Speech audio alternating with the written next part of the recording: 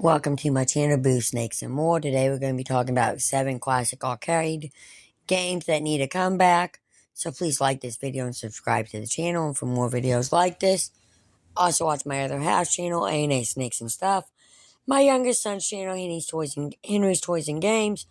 Or my oldest son's channel, Little Chris 10. Now let's dive into the video. The arcade, a place where it seems like any game idea, no matter how unique, could thrive. However, while some arcade classics might not have aged well enough to stick around in the modern era, there are quite a few we'd love to see make a grand return in the modern era of gaming. Technology has come a long way since Pac-Man, and these days, just about anything is possible in the realm of video games. In other words, there's no time like the present to give these old ideas another shot. These are just a few picks for classic arcade gems that we'd love to see make a comeback in one way or another. Number 7, Toy Pop. Namco's Technicolor Fever Dream of blocks and windups is a lot more fun than anybody ever gave it credit for. But if you've ever stayed up all night playing Namco Museum re-release of Toy Pop on PS1 with a friend, you know exactly how enjoyable this arcade classic can be.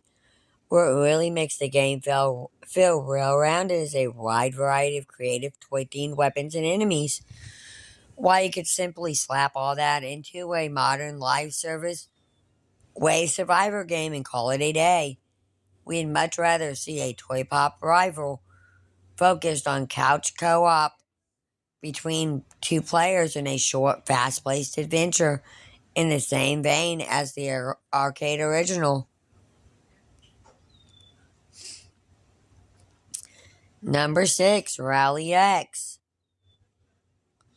Rally X is one of the arcade giant's most enjoyable hits, but given its gameplay similarities to Pac-Man, collect the thing in the maze, run from the bad guys, perhaps it makes sense that the car game, where you don't actually go racing, eventually fizzled out of popularity.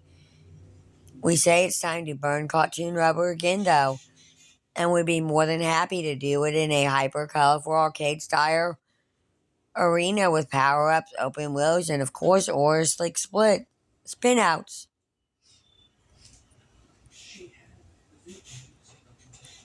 Alternatively, a gritty Mad Max-style take on Rally X for a modern remake could be interesting too.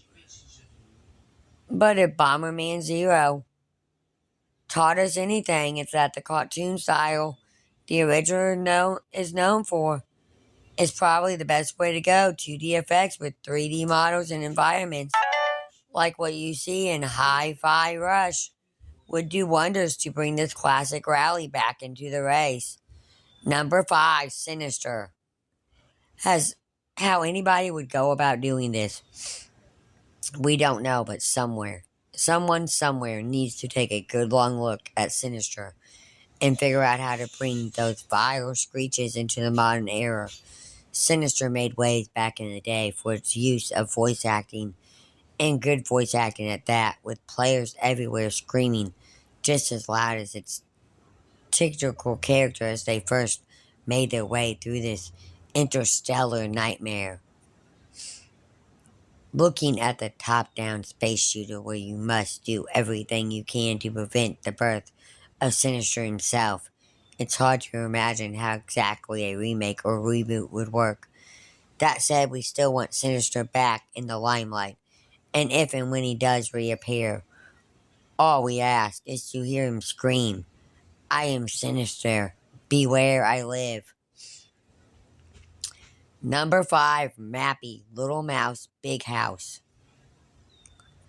The bottom line is Mappy is too good a character design to leave by the Namco wayside. Bring Mappy back, Namco. A mouse cop chasing down a group of organized cat burglars in a giant 1980s cartoon house sounds like the perfect premise for a spiritual successor to the Chiba Robo series, and given how long it's been since we've been able to roam the larger-than-life halls of of a regular house as an incredibly tiny character. Now is the perfect time to bring back the world's tiniest officer in a whole new way. Of course, as long as it has a mappy name attached, we'd play just about anything happily, especially if it's a return to the same classic gameplay style we saw in the arcade original. At the end of the day, we miss Mappy and his slick feline rivals, and we say it's time for this crime-fighting rodent and his mirage of care over trampolines to get another shot at solving the case. Number 3, Mario Bros. Classic. Back to the sewers, just like old times.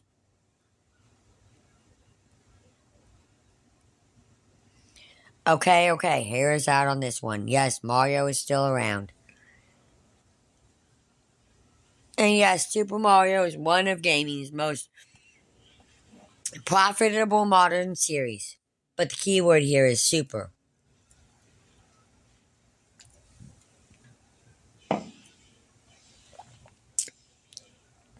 We're not talking about the side-scrolling platform. We're talking about the arcade original and its enemy-filled sewer systems. The last time we got to clean the plumbing beneath the Mushroom Kingdom was with the Mario titles on the Game Boy Advance. And why that does mean we can play the GPA version of Mario Bros. Anytime via Nintendo Switch Online. We'd still love to see the Big N revisit the game that gave the iconic Plumber Brothers their start with a modern twist. Number 2, Q*bert. What is he saying anyway? To some degree, why Q*bert isn't a more mainstream type A series is easy enough to understand. It's basically an entire game of the Blue Panther puzzles from Super Mario Galaxy, and those are nobody's favorite stars to collect. Look a bit further into Q*bert, however, and wanting this adorable little guy back on the shelves for today's gamers is a little easier to understand. Maybe Q*bert's gameplay hasn't aged quite as well as some other arcade hits out there, but what his orange goober lacks in gameplay he makes up for in iconography. We'd be happy to see him in a Fortnite crossover, or as an assist trophy in Super Smash Bros. Really, we just miss seeing the little guy around, and if Q*bert's return should happen in the form of a nice meaty cameo rather than that of an entirely new game, we'll still just be happy to spend time with Q*bert again. Number 1, The Tower of Dracula. Dark Souls with a Namco coat of paint.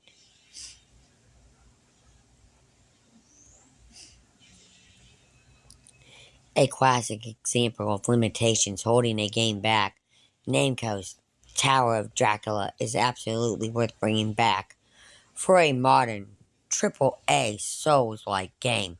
Sure, we could just play Elden Ring, but getting to experience Elden Ring's impeccable gameplay in the world of the fantasy arcade classic would feel incredible.